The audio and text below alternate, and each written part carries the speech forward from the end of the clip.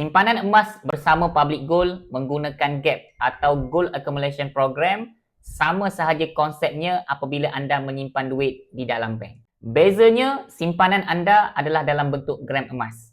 Bagi yang masih mencari maklumat tentang akaun GAP, anda boleh tonton video ni sampai habis dan save untuk rujukan anda. Simpanan emas di GAP tidak dikenakan sebarang charge seperti charge pendaftaran, charge simpanan atau charge agent.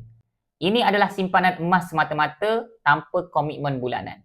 Terdapat hanya dua kos yang dikenakan apabila anda ingin mengeluarkan emas dalam akaun GAP kepada Gold Bar ataupun Dina untuk dijadikan simpanan sendiri, iaitu kos Gold Premium atau kos upah dan juga kos postage berinsurans.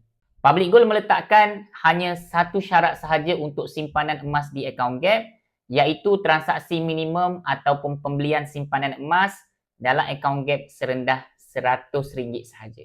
Bagi yang berminat untuk mulakan tabungan emas bersama Public Gold, anda boleh rujuk pin video saya untuk 5 langkah pendaftaran akaun Public Gold dan saya akan bimbing anda dengan cara dan langkah-langkah simpanan emas yang terbaik untuk anda. Semoga video ini memberi manfaat kepada anda semua. Nak lebih banyak ilmu emas dan kewangan, teruskan follow saya.